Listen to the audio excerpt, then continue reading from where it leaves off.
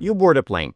Doors close, the cabin lights dim. A flight attendant walks you through the safety briefing, the same one you've heard a dozen times before. You buckle up, the captain greets you, the engines roar, and a few hours later you land safely. Routine, predictable, almost boring. Behind that sense of routine lies something extraordinary. In the cockpit, two pilots are running through pages of checklists, verifying systems, cross-checking readings, confirming every move is precise in precise order. Nothing happens by instinct. Everything follows a process. And that's exactly why you can board a plane 35,000 feet in the air and not think twice about it. Aviation became the safest form of transportation on Earth, not by trusting gut feeling, but by mastering procedures. Now, imagine you're boarding that same flight and before takeoff, you hear that today's pilot is a free spirit. No checklists, no protocols, just, vibes. A brilliant, confident, slightly reckless maverick who flies by feel. How comfortable would you feel sitting in that seat? In aviation and in every field where failure has real consequences, discipline wins over talent every single time. Pilots, surgeons, engineers, nuclear operators, they all live by procedures because the price of improvisation is too high. Over time, this checklist became sacred. They separate catastrophe from safety, chaos from consistency. So the question that I'd like you to ask to yourself, if procedures save lives in aviation and medicine, why don't they save businesses in the same way? I'm Jeff Tiley, and I help small and mid-sized businesses design systems that attract customers and reduce reliance on individuals. Make sure to subscribe to my channel now, otherwise you may not see me ever again. Let's jump to the story. Now, why don't procedures catch on in business? Why isn't there the same obsession with precision, discipline, and repeatability that we see in aviation, nuclear energy, medicine, or the military, fields where a single mistake can cost everything? Take medicine. When, God forbid, you are on an operating table, what kind of surgeon do you want? The one who figures it out as they go, or the one who follows a precise, rehearsed, and proven sequence of steps? In surgery, the margin for error is zero. Every move is documented, checked, and repeated the same way because mistakes cost lives. Those surgical procedures weren't written in theory, they were written in blood, shaped by decades of strategy and correction. Every checklist, every sterile step, every time incision exists because someone, somewhere, once did it wrong and people got hurt, to say the least. To stop those mistakes from repeating, medicine built a structure, rules, checklists, procedures, and it worked. Errors dropped, survival rates climbed, and consistency became the foundation of trust. By the way, let me know in the comments what do you think. I invite you for an open discussion. Now, compare that to the business. The cost of a mistake in business isn't as obvious. It doesn't scream. It doesn't bleed. It's quiet. You don't get a bill at the end of the month labeled inefficiency. You don't see a line item called bad communication or, missed opportunity. The losses hide inside your daily operations. Missed sales, wasted hours, clients who never came back. Every once in a while, one of those mistakes surface. Maybe business gets sued, or maybe a shipment goes wrong. Maybe you pay for inventory you didn't need because someone misread an email. That's when the cost finally becomes visible. But the rest of the time, those errors are just silently eating into your profit margins. If you're wondering where to start building a real structure in your business, take my free orientational quiz. It's a practical audit that pinpoints your strongest and weakest points across 5 key categories: finding and engaging new customers, managing sales, retaining customers, using technology and data efficiently, and aligning your team around customer focus. You get a personalized report with a clear, actionable steps. It's free, fast, and built for small businesses. Take it now, link in the description below. Now back to the story. As I said before, something explicitly costly happens. Business doesn't see those costs. They are silently eating profit margins. That's why most businesses never feel urgency to create procedures. The damage doesn't feel painful enough. It doesn't hit like a plane crash or a failed surgery. It just shows up, later in smaller margins, slower growth, frustrated customers, and employees doing the same mistakes again and again. The industries that can least afford to fail are the ones that mastered procedures. Businesses, on the other hand, could easily copy that discipline and multiply profits in the process, but most never do, simply because the pain isn't visible until it's too late. Which brings me to my next point of this video. A lot of business owners love to say that their company is unique. You've heard it 1,000 times. We do things differently, we're special, nobody runs a business like we do. Maybe, but try telling this to IRS. Hit like if you ever thought the same way. The IRS doesn't care how special your business model is. Every year, they expect your financials in a standard form. No creative liberties. No special way we do accounting. You still have debits, credits, assets, and liabilities, the same building blocks as everybody else. Maybe your chart of accounts has a few custom tweaks, but the foundation never changes. It all ends with one document, the profit and loss statement. The rules don't depend on how original you think your company is. They depend on clarity and comparability. And that same logic should apply to the way you run your business, not just the way you file your taxes. As I said, we resist standardization because we don't feel pain of our mistakes. If a process is sloppy, if instructions are vague, if one employee takes twice as long as another, there is no visible invoice for that.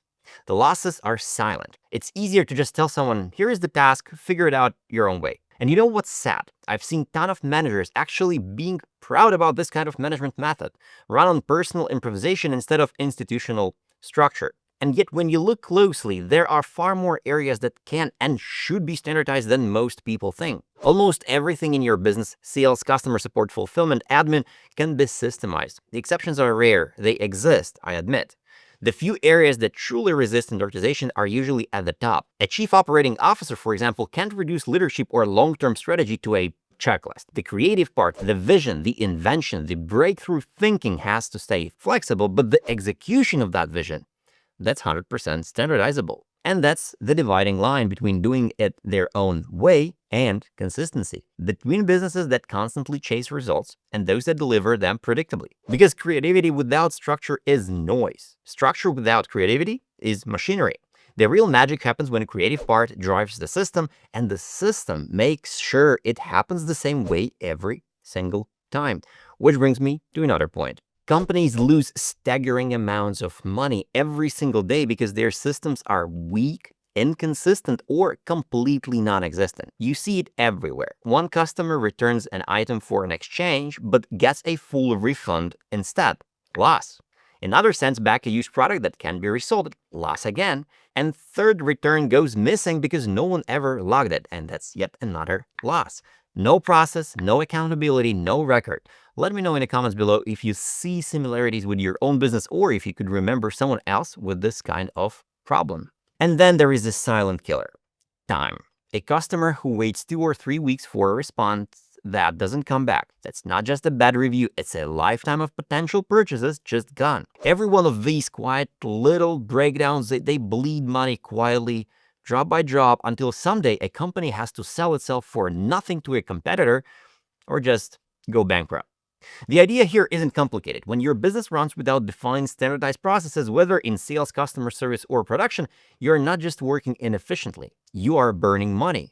And when I say production, I don't mean just factory floors or assembly lines. I mean whatever creates value in your business. If you're a lawyer, your production is writing contracts, negotiating terms, and handling cases.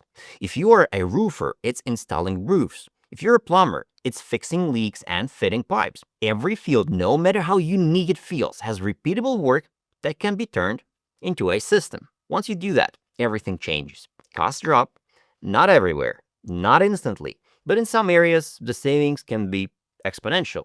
You stop wasting energy on reinventing the wheel and start channeling that into growth. Standardization lets you serve more clients faster with fewer mistakes. That naturally increases revenue. It also lowers expenses and, most importantly, improves your customer experience.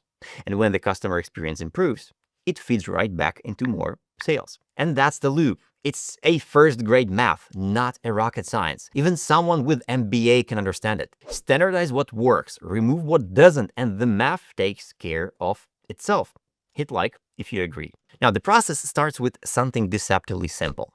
Sit down, think through how you actually do things. Agree on one consistent way and commit to enforcing it. That's it. That's what a business process really means. There is no mystery, no magic formula behind all those fancy acronyms that you may have heard, like BPM, BPMN, process modeling, systematization. It's just about building structured clarity. And that structure starts with three questions. What do we do? How do we do it? And who does it? Once you have the answers, you suddenly have a framework. You have rules everyone can rely on. You have predictability. You have the foundation of scale. Because when every person does things their own way, you don't have a system, you have an organized chaos. It's like surgery. Imagine if every surgeon decided to perform an operation based on their mood that day. You'd never know what outcome to expect, but when they follow a set of procedures step by step, the result stabilizes and risks drop and lives are saved. Aviation works the same way. The entire industry was once dangerous, unpredictable, and full of human error. Now it's the safest form of travel on the planet. Not because pilots suddenly became superheroes, but because they follow procedures religiously. Every switch, every lever, every call out is standardized. The miracle isn't skill, it's process discipline. Business isn't life or death, but the principle is identical. The difference between a chaotic team and a well-organized company is process adherence. You need standards. You need to enforce them.